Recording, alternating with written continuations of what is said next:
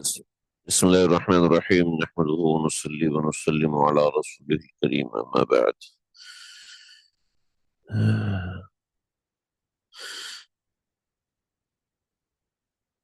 وبالسند المتصل منا إلى إمام أبي داود رحمه الله تعالى قال حدثنا قتيبة بن سعيد وابن الصرح قال حدثنا سفيان عن الزهري عن محمود بن الربيع عن محمود بن الربيع عن عبادة بن الصامت رضي الله عن عبادة بن الصامت رضي الله تعالى عنه يبلغ به النبي صلى الله عليه وسلم قال لا صلاة لمن لم يقرأ بفاتحة الكتاب فصاعدا.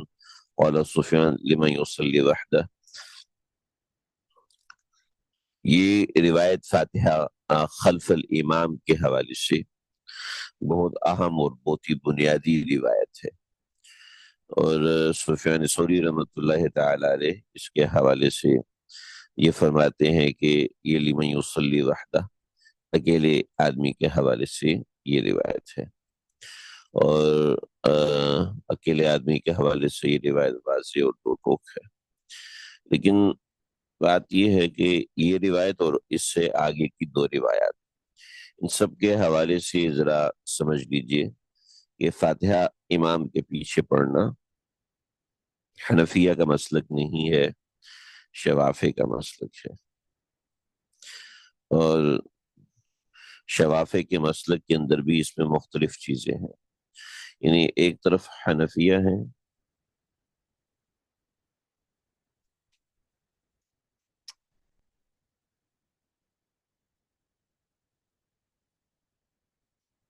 فاتحہ خلف الامام،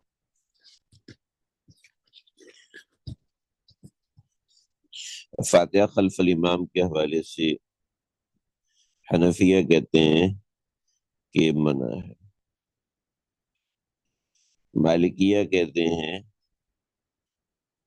جہری میں منع ہے، سری میں الاؤڈ ہے، اور شوافی حنابلہ کہتے ہیں کہ جائز ہے بلکہ فرض ہے، مگر کب؟ بین سکتات الامام،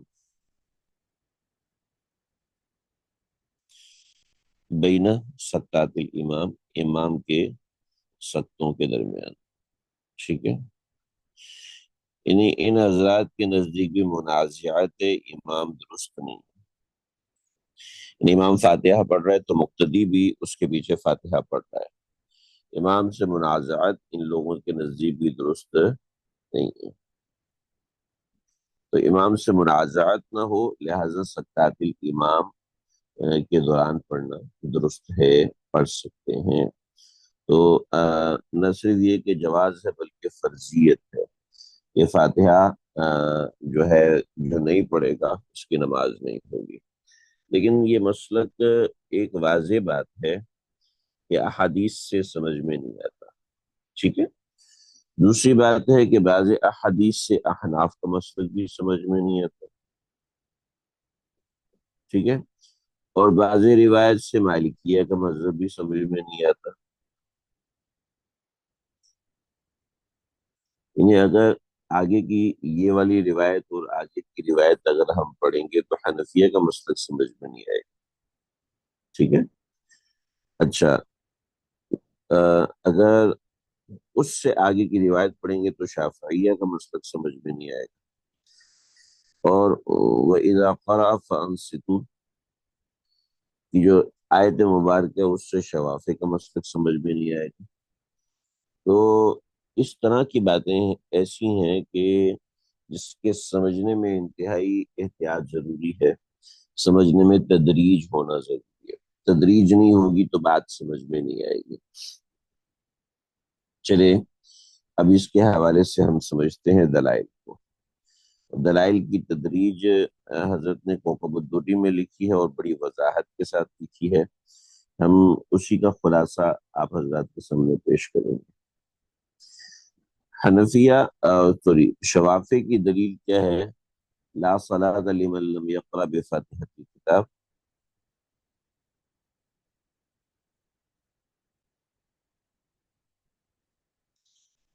فاتحۃ الکتاب فصاعدا، ٹھیک ہے، اصل یہ مکمل روایت ہے فصائدن۔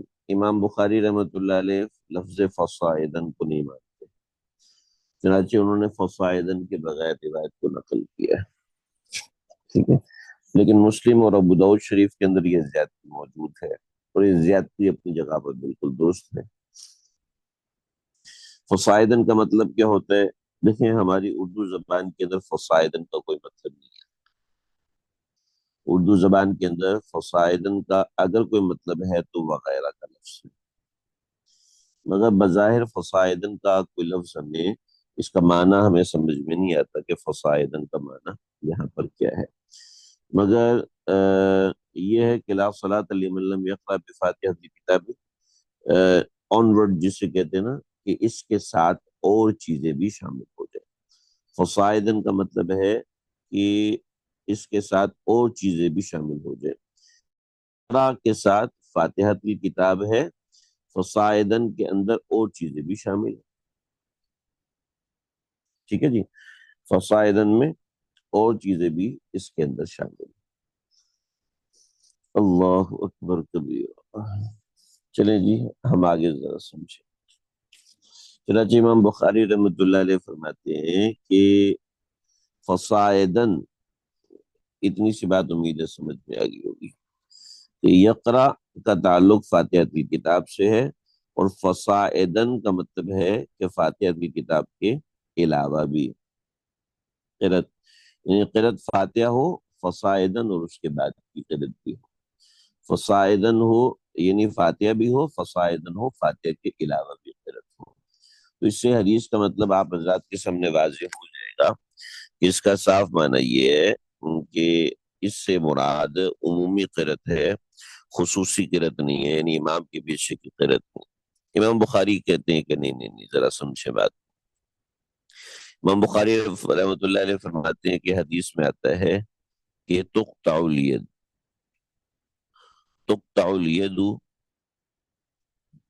فی ربع دینار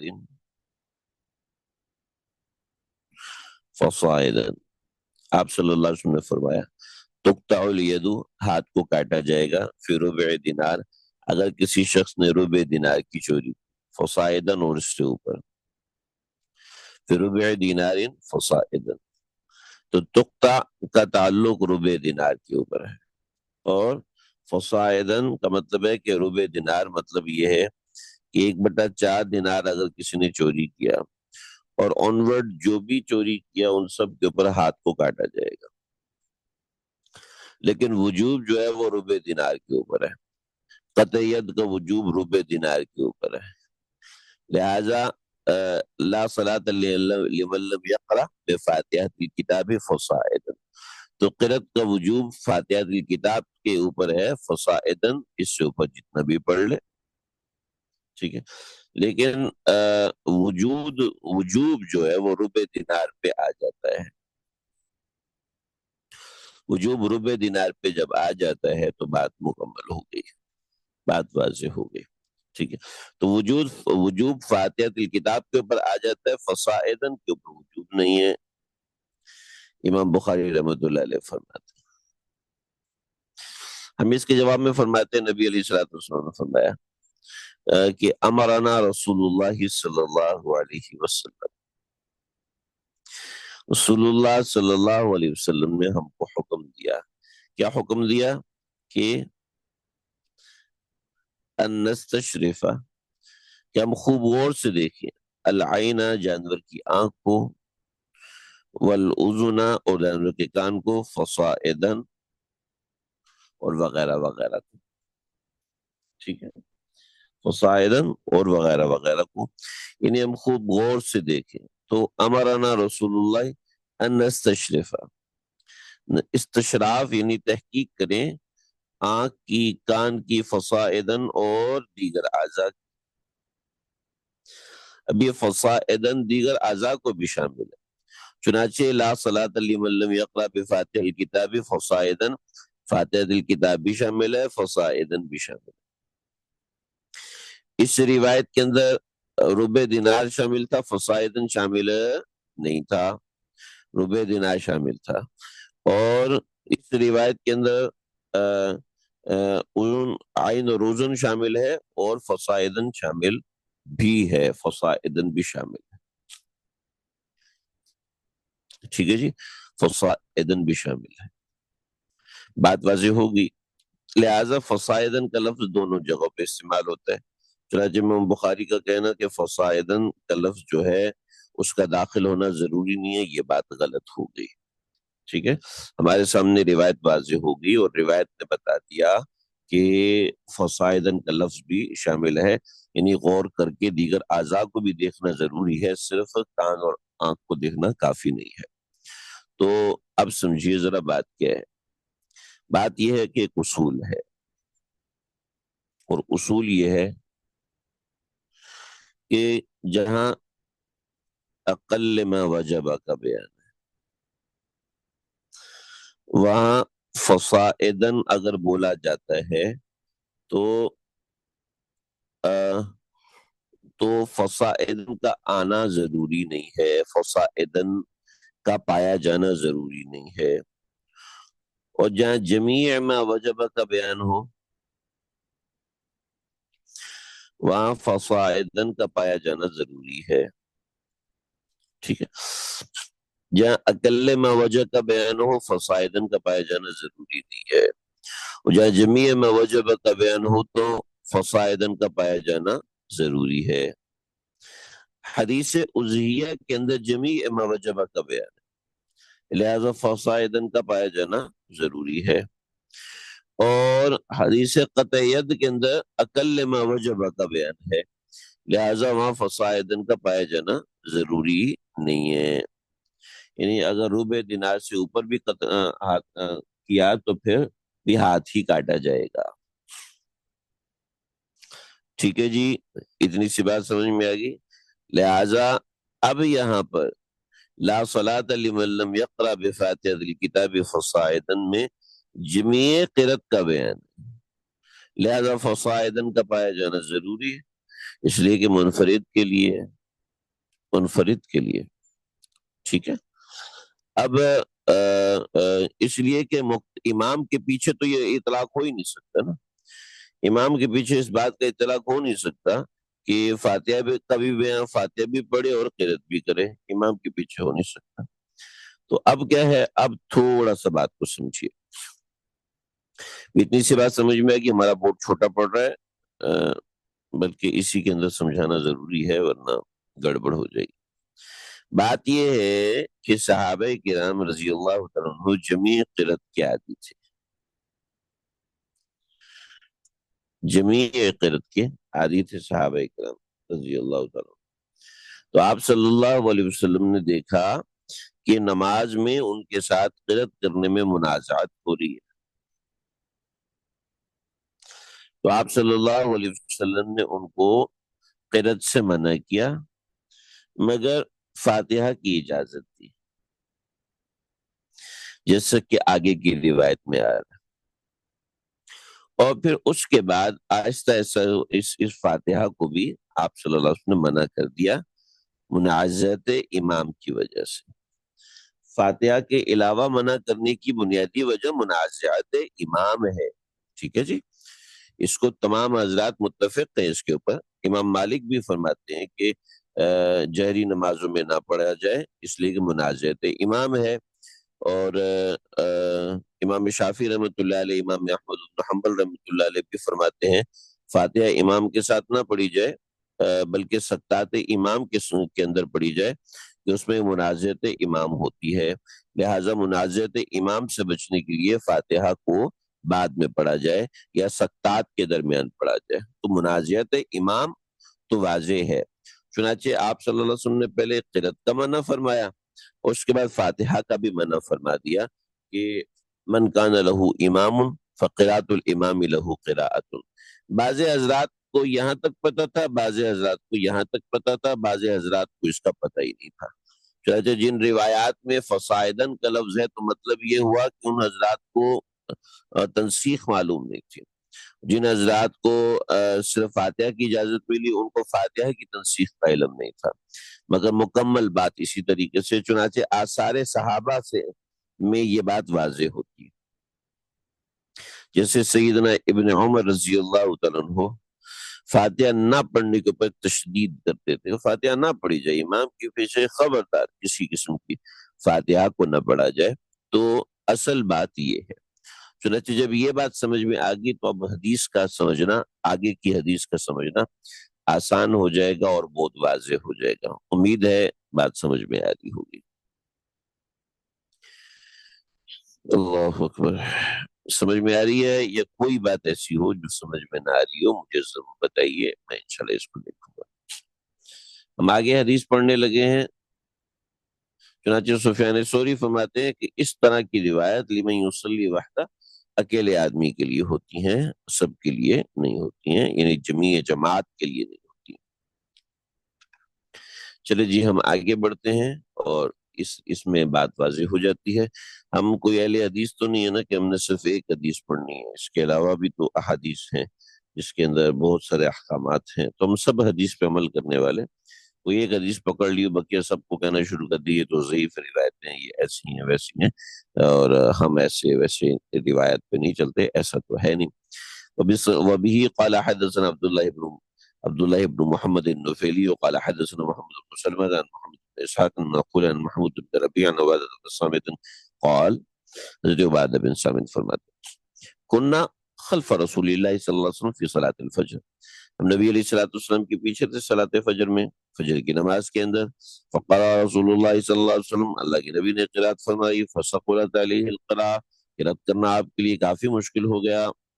فلما فرغ، جب وہ فارغ ہوئے، قال لعلکم تقرؤون خلف امامکم، شاید تم اپنے امام کے پیچھے نہ قرات کر رہے تھے۔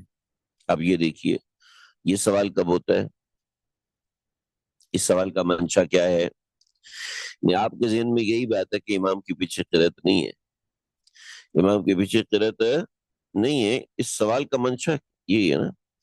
جیسے بطور مثال میں کہوں کہ آپ سبق کے درمیان شاید سو رہے تھے، آپ شاید سبق کے درمیان سو رہے تھے، تو اس کا منشا یہ ہے کہ سبق کے دوران سونا غلط ہے۔ ہم؟ سبق کے دوران لگتا ہے سبق کے دوران آپ کا دھیان نہیں تھا، مطلب یہ کہ سبق کے دوران دھیان نہ ہونا یہ غلط ہے۔ تو لعلکم تقرؤون خلف امامکم، شاید کہ تم امام کے پیچھے قرات کر رہے تھے، حالانکہ اس سے بات قلنا نعم، ہاں ہاں ہاں یا رسول اللہ، ہاں یا رسول اللہ، ہم یہ تلاوت کر رہے تھے۔ جب آپ تلاوت فرما رہے تھے قال لا تفعلوا الا بفاتحة الکتاب، نہیں قرات مت کرو صرف فاتحۃ الکتاب، یعنی صحابہ کے ذہن میں پہلے سے تھا کہ قرات کرنی چاہیے اور آپ کے ذہن میں تھا کہ قرات نہیں ہے، تو پھر آپ نے تربیت کے حوالے سے فاتحۃ الکتاب کی اجازت دی۔ فإنه لا تقرأ فإنه لا صلاة لمن لم يقرأ بها، اس لیے کوئی شخص کی نماز نہیں ہے جو اس کو نہ پڑھے۔ اب دیکھیے بات واضح ہے کہ یہ جو فإنه لا صلاة لمن لم يقرأ بها، یہ خلف امام کے لیے آپ نے نہیں بولا۔ اگر صرف خلف امام کے لیے بات بولی ہو تو بخاری کی روایت ابی بکر رضی اللہ تعالیٰ عنہ، اور آگے بھی روایت ابی بکر آ رہی ہے، تو روایت ابی بکر کے حوالے سے کیا کہیں گے اور اس مسئلے کے حوالے سے کیا کہیں گے جو جمہور فقہا کے نزدیک متفقہ ہے کہ کوئی شخص رکوع میں شامل ہوتا ہے تو اس کی نماز ہو گئی، ٹھیک ہے۔ تو یہ جو حدیث کا ٹکڑا ہے تو اس کے اندر آپ نے ایک اصول بتایا کہ فاتحہ تو ایسی چیز ہے جس کے بغیر نماز نہیں ہوتی، لہٰذا اس کو پڑھ لیا کرو تم لوگ۔ مطلب آپ نے ایک جنرل اصول بتایا، یہ اصول نہیں بتایا کہ مقتدی جو پیچھے کھڑا ہوا ہے اس کی نماز نہیں، سمجھ رہے ہیں؟ جو پیچھے مقتدی کھڑا ہے اس کی نماز نہیں ہوتی، یہ اصول کسی بھی طریقے سے اوکے نہیں ہے، کسی امام کے نزدیک اوکے نہیں ہے، کسی حالت میں اوکے نہیں ہے۔ واضح روایت ابی بکر جو آگے آ رہی ہے اس کے بھی خلاف ہے، اور جمہور فقہا کے مسلک کے بھی خلاف ہے کہ اگر کوئی شخص آیا ہے اور رکوع میں شامل ہوا ہے تو اس کی نماز نہیں ہوگی، جی بالکل ہو جائے گی، جمیع فقہا کا متفقہ مسئلہ ہے۔ تو یہ بات واضح ہو گئی، آگے بڑھیں جی، حدیث سمجھ میں آ رہی ہے؟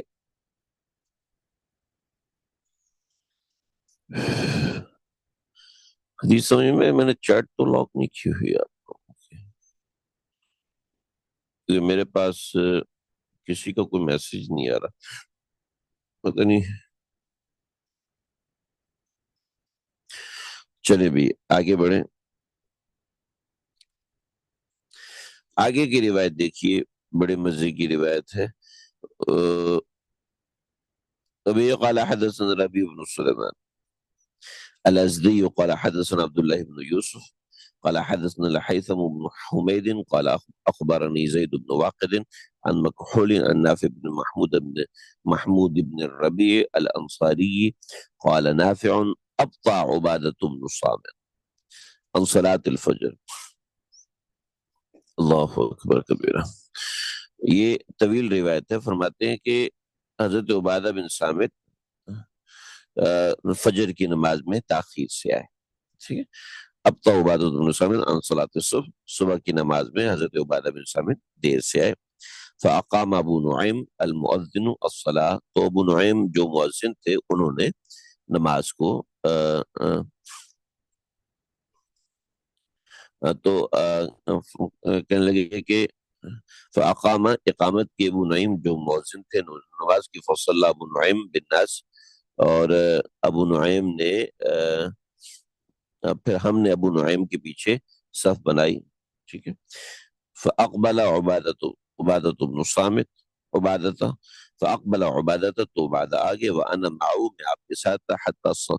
حتی صففنا خلف ابی نعیم، ہم نے ابی نعیم کے پیچھے صف بنا لی. ابو نعیم یجہر بالقراءۃ، وہ اونچی آواز میں قرات فرمائے تھے. فجعل عبادۃ، تو یقرأ بأم القرآن، تو حضرت عبادہ سورہ فاتحہ ان کے پیچھے پڑھنے لگے. فلما انصرف، جب ہم مڑے تو فقلت لعبادہ، تو میں نے عبادہ سے کہا سمعتک ان تقرأ بأم القرآن، میں نے آپ کو سنا کہ آپ فاتحہ پڑھ رہے تھے. وابو نعیم یجہر، اور ابو نعیم اونچی آواز میں قرات کر رہے تھے. اب یہ دیکھیے، مطلب یہ کہ سب کے ذہن میں وہی بات تھی کہ فاتحہ امام کے پیچھے نہیں ہے. قال اجل، کہاں بالکل ایسا ہی ہے. صلی بنا رسول اللہ صلی اللہ علیہ وسلم. اب یہ دیکھیے ایک اور اصول اس کے تحت بتاؤں گا تاکہ بات واضح ہو جائے. اجل کہاں، صلی بنا رسول اللہ صلی اللہ علیہ وسلم بعض الصلوات التي يجهر فيها بالقراءة، ہمیں اللہ کے نبی نے بعض نمازیں پڑھائیں کہ جس کے اندر نماز میں جو جہری قرات ہوا کرتی تھی. قال فالتبست عليه القراءة، تو آپ کے اوپر التباس ہوگی قرات میں. فلما انصرف اقبل علينا بوجهه، آپ نے ہماری طرف منہ پھیرا اور پھر فرمایا هل تقرؤون اذا جهرت بالقراءة، جب اونچی آواز میں قرات کرتے تو تم میرے ساتھ پڑھ رہے تھے. قال بعضنا انا نزع ذلك انا نصنع ذلك، ہم نے ایسا کیا. قال فلا، نہ کرو. انا اقول مالی انا اقول، میں نے کہا مالی ينازعني القرآن، کون ہے جو میرے ساتھ قرآن میں مناظرت کر رہا ہے. فلا تقرؤوا بشيء من القرآن اذا جهرت الا بأم القرآن، جب میں اونچا پڑھوں تو ہرگز مت پڑھو الا بأم القرآن، ہاں فاتحہ پڑھ لیا کرو.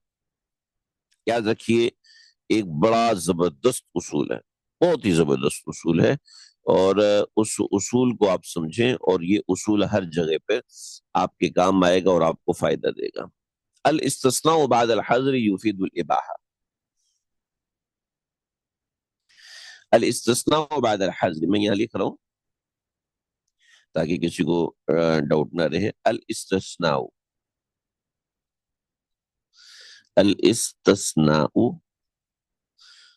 بعد الحظر يفيد الاباحہ. منع کے بعد استثناء کرنا یہ اباحت کا فائدہ دیتا ہے، وجوب کا فائدہ نہیں دیتا. منع کے بعد استثناء کر دینا یہ وجوب کا فائدہ نہیں دیتا. وَلَا تَأْكُلُوا أَمْوَالَكُمْ بَيْنَكُمْ بِالْبَاطِلِ إِلَّا أَن تَكُونَ تِجَارَةً، ایک دوسرے کا مال مت کھاؤ، خبردار ایک دوسرے کا مال نہیں کھانا. الا ان تکون تجارہ، ہاں تجارت کے ذریعے سے کھا سکتے ہو. تو تجارت کے ذریعے سے کھانا واجب ہے؟ نہیں، واجب نہیں، اباحت ہے، جواز ہے. اباحت ہے، جواز ہے. تو آپ کو فرمانا لا تقرؤ الا بفاتحہ، مت پڑھو ہاں فاتحہ کتاب کو پڑھ لیا کرو. تو اباحت آپ نے فرمائی، آپ نے وجوب نہیں فرمایا، جو کہ امام شافعی رحمۃ اللہ علیہ کے نزدیک ہے کہ وجوب ہو جاتا ہے، حالانکہ یہ صرف اباحت کی بات ہے، وجوب کی بات نہیں ہے۔ آگے ایک آثار ذکر کر رہے ہیں امام ابو داؤد رحمہ اللہ تعالی، مکحول کا اثر ہے کہ وہ ان کے ہاں ایسی چیز تھی، مگر واضح رہے وہ بات کسی تک پہنچی کسی تک نہ پہنچی، اصل حکم جو ہے ہم نے واضح کر دیا کہ دلائل کی روشنی میں حکم وہی سمجھ میں آ رہا۔ وبه قال حدثنا علي بن سهل الرملي قال حدثنا الوليد عن جابر وسعيد بن عبد العزيز بن العلاء عن مكحول عن عبادة نحو حديث الربيع بن سليمان قالوا فكان مكحول يقرأ في المغرب والعشاء والصبح بفاتحة الكتاب في كل ركعة سرا، آہستہ پڑھ لیا کرتے تھے۔ قال مکحول اقرأ بها فيما جهر به الإمام إذا قرأ بفاتحة الكتاب وسكت سرا۔ ہاں ہاں ہاں ہاں ہاں فرماتے تھے مکحول کے تلامذہ میں نے بیان کیا کہ جہاں پہ مکحول مغرب عشاء اور فجر کی نمازوں میں ہر رکعت میں سری طور پر فاتحہ پڑھا کرتے تھے۔ مکحول نے کہا کہ جب امام جہری کی رد کر رہا ہو تو سکتے کرتے تو اسی اسنا میں خاموشی سے فاتحہ پڑھ لی۔ اذا قرأ بفاتحہ وسکت سرا، تو اس وقت آہستہ پڑھ لیا کرو۔ فَإِن لَمْ يَسْقُطْ اقرأ بها قبله ومعه وبعده، اگر وہ سکتہ نہ کرے تو اس سے پہلے کر لو یا اس کے ساتھ پڑھ لو یا اس کے بعد پڑھ لو۔ لا تترکها على كل حال، اور کسی حال میں بھی فاتحہ کو مت چھوڑنا۔ تو یہ مکحول کا قول ہے اور مکحول کی روایت ہے، اور جو میں نے کہا کہ خیر یہ تو اصل صحابی تو نہیں ہے نا، حضرت مکحول کو صحابی تو نہیں، یہ ان کا ایک عمل ہے۔ جب یہ ان کا عمل ہے تو ان کا عمل اپنی ذات کے ساتھ مخصوص ہے، سب کے لیے حجت نہیں ہے۔ اور جب جیسے ابن عمر رضی اللہ تعالیٰ عنہ کا عمل ہے تو فاتحہ کے مطلق قائل نہیں تھے، ایسی صحابہ کے دیگر آثار اس بات پہ واضح ہیں کہ سب صحابہ فاتحہ خلف الامام کے مطلق قائل نہیں تھے۔ بہت سی چیزیں ایسی ہیں جس میں صحابہ کرام کا آپس میں اختلاف رہا، اس میں دلائل کا راجع جس معاملے کی طرف ہوتا ہے تو ہم اسی طرف جائیں گے۔ یہ بنیادی بات ہے، امید ہے آپ حضرات کو چیزیں سمجھ میں آ گئی ہوں گی۔ آج کا سبق بس یہیں تک ہے۔ اس کے بعد